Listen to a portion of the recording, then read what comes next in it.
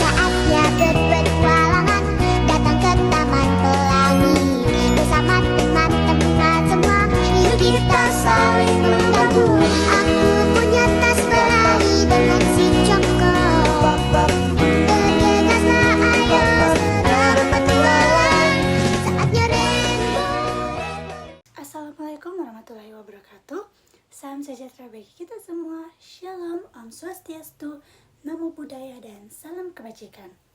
Halo semuanya, perkenalkan nama saya Ivone Julia Biu dari Universitas Boswa, Fakultas Psikologi, Prodi Psikologi dengan NIM 4524091110 dari kelas I angkatan 2024. Pada kesempatan kali ini saya akan menjelaskan tentang kemajuan ilmu zaman Renaissance dan modern untuk memenuhi tugas filsafat ilmu yang diberikan oleh dosen pengampu Bapak Syarul Alim SPC MA PhD. Untuk sumber informasi materi yang saya dapatkan dari buku Filsafat Ilmu by Profesor Dr. Amsal Bakhtiar MA. Baik, langsung saja kita masuk pada materinya, yaitu kemajuan ilmu zaman Renaissance dan modern. Sekarang kita masuk pada poin yang pertama, ialah masa Renaissance pada abad ke-15 sampai ke-16.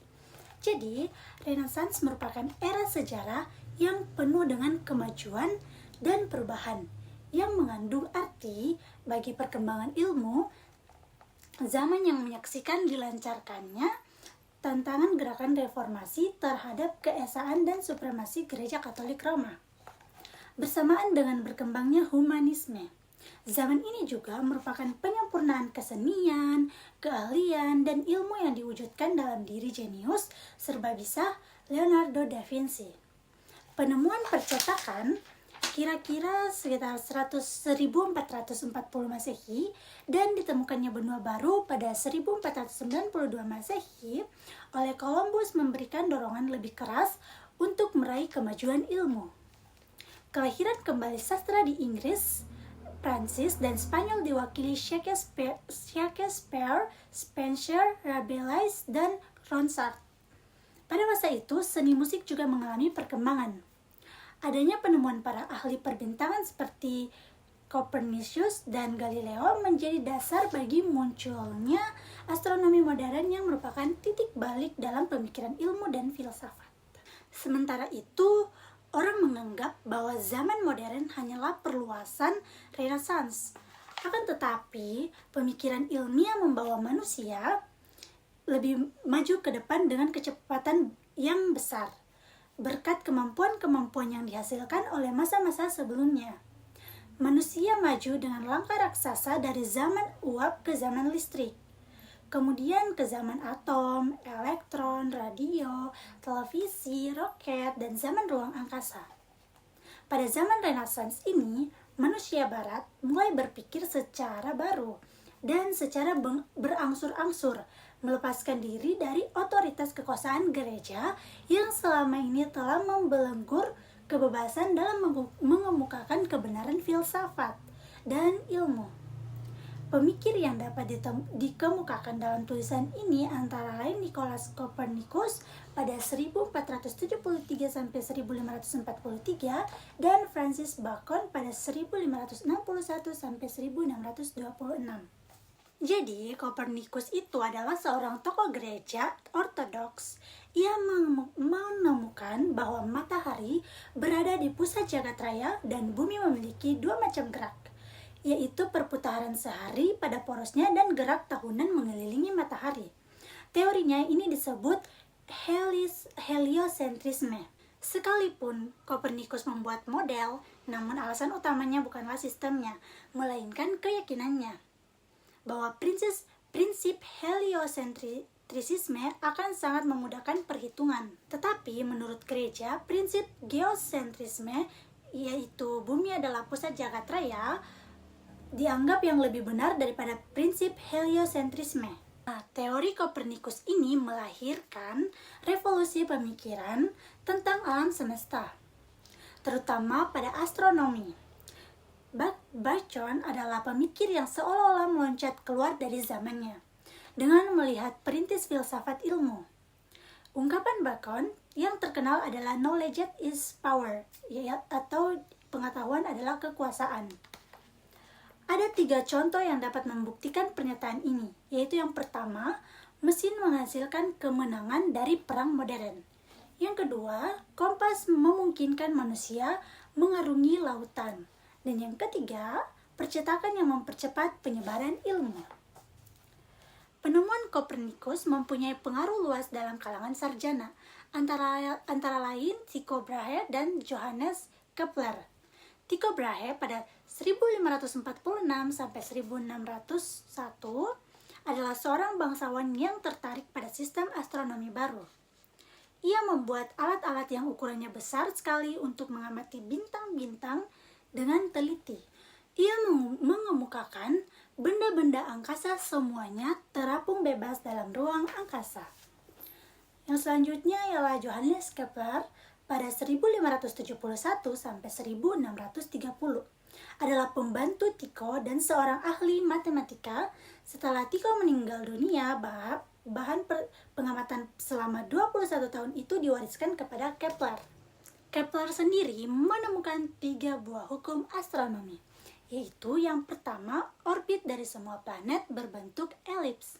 Yang kedua, dalam waktu yang sama, garis penghubung antara planet dan matahari selalu melintasi bidang yang luasnya sama. Yang ketiga, bila jarak rata-rata 2 planet A dan B dengan matahari adalah X dan Y, sedangkan waktu untuk melintasi orbit masing-masing adalah P dan Q, maka P plus banding Q plus sama dengan X plus dibanding Y plus.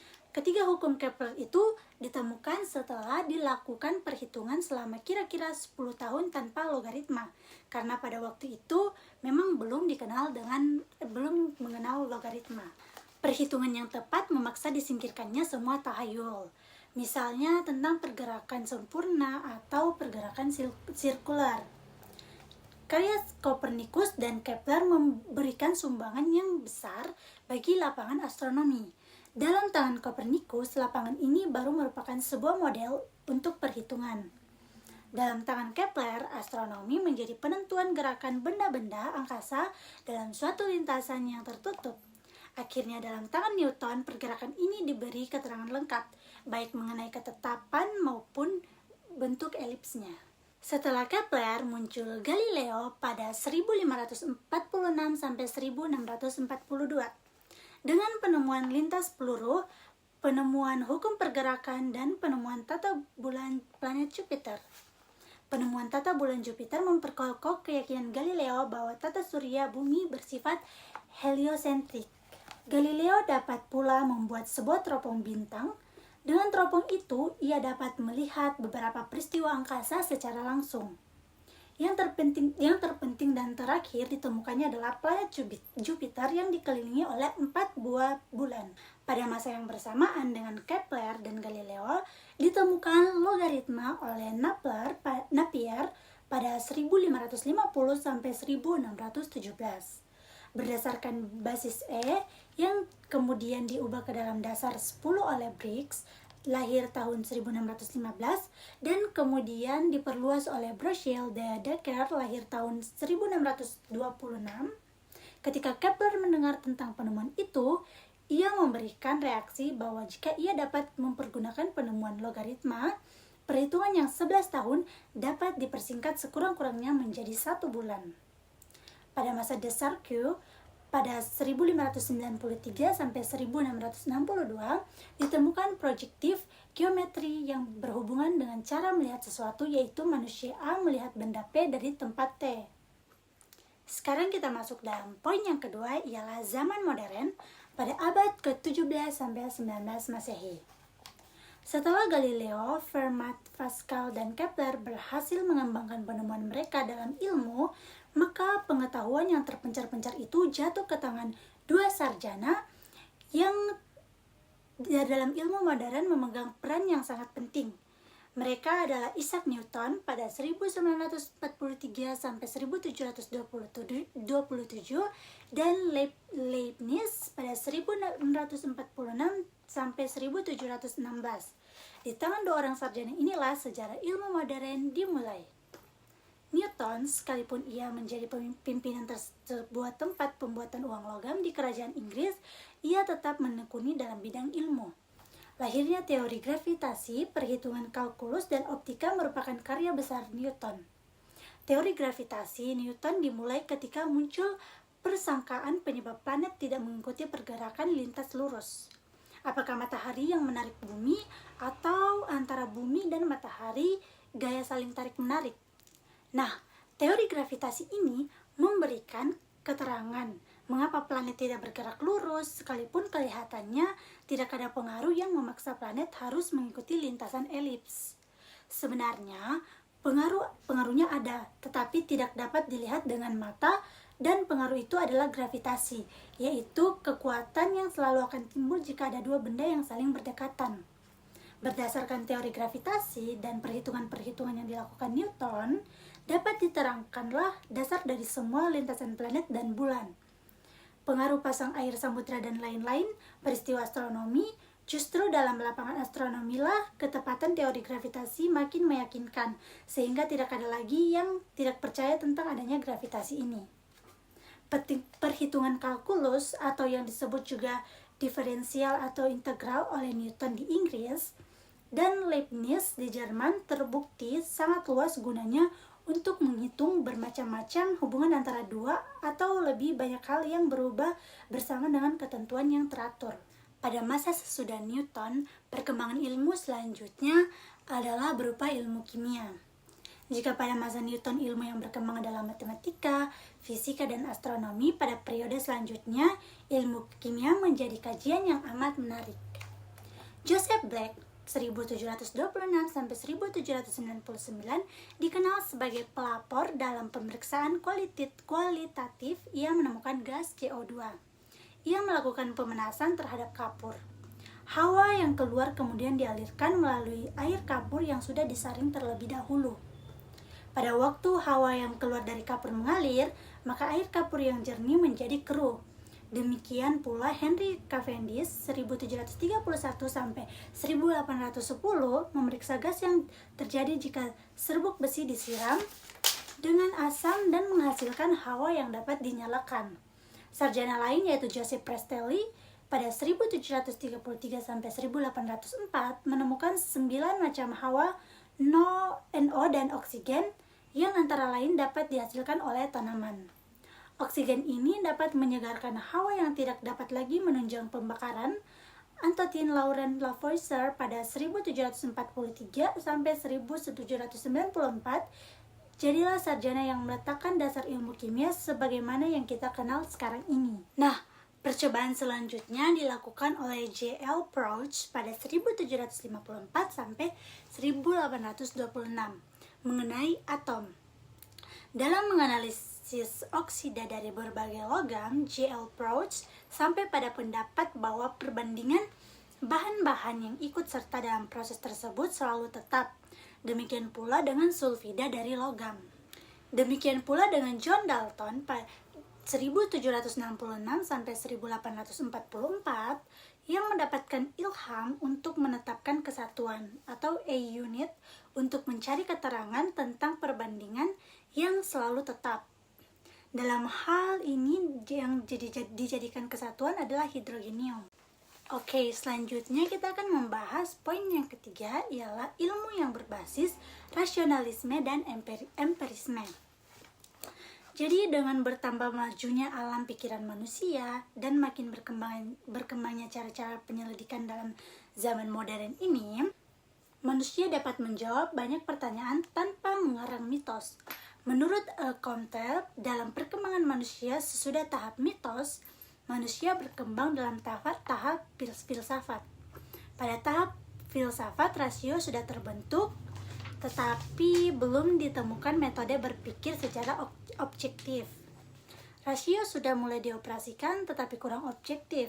Berbeda dengan pada tahap teologi, pada tahap filsafat ini manusia mencoba mempergunakan rasionya untuk memahami objek secara dangkal, tetapi objek belum dimasuki secara metodologis yang definitif. Dalam positivisme, Auguste Comte ia membedakan 3 tahap evolusi dalam pemikiran manusia.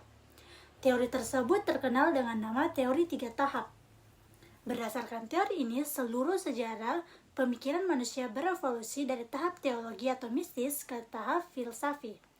Dan akhirnya pada tahap positivistis sebagai kemenangan pasti akal. Berkat pengamatan yang sistematis dan kritis, lambat laun manusia berusaha mencari jawab secara rasional dengan meninggalkan cara yang rasional. Kaum rasionalis mengembangkan paham rasionalisme. Dalam menyusun pengetahuan, kaum rasionalis menggunakan penalaran deduktif. Pengetahuan yang diperoleh berdasarkan penalaran deduktif ternyata mempunyai kelemahan. Maka muncullah pandangan lain yang berdasarkan pengalaman konkret. Nah, penganut empiris menyusun pengetahuan dengan menggunakan penalaran induktif. Oke, sekarang kita akan membahas poin yang terakhir, yaitu perkembangan filsafat pada zaman modern. Jadi, pada zaman modern, filsafat dari berbagai aliran itu muncul. Pada dasarnya, corak keseluruhan filsafat modern itu mengambil warna pemikiran filsuf Sufisme Yunani. Sedikit pengecualian pada Kant. Paham-paham yang muncul dalam garis besarnya adalah rasionalisme, idealisme, dan empirisme. Dan paham-paham yang merupakan pecahan dari aliran itu. Paham rasionalisme mengajarkan bahwa akal itulah alat terpenting dalam memperoleh dan menguji pengetahuan. Ada 3 tokoh penting pendukung rasionalisme ini, yaitu Descartes, Spinoza, dan Leibniz. Sedangkan paham idealisme mengajarkan bahwa hakikat fisik adalah jiwa, spirit. Ide ini merupakan ide Plato yang memberikan jalan untuk mempelajari paham idealisme zaman modern. Pada paham empirisme dinyatakan bahwa tidak ada sesuatu dalam pikiran kita selain didahului oleh pengalaman. Paham ini bertolak belakang dengan paham rasionalisme. Mereka menentang pendapat para penganut rasionalisme yang berdasarkan atas kepastian yang bersifat a priori. Pelapor aliran ini adalah Francis Bacon, kemudian dikembangkan oleh Thomas Hobbes, John Locke, dan David Hume. Cukup sekian yang saya dapat sampaikan dari buku filsafat tersebut. Mohon maaf bila ada salah kata. Semoga apa yang saya sampaikan dapat bermanfaat bagi teman-teman dan tentunya bagi saya juga. Mungkin itu saja, cukup sekian dan terima kasih. Sampai jumpa di video selanjutnya lagi. Bye.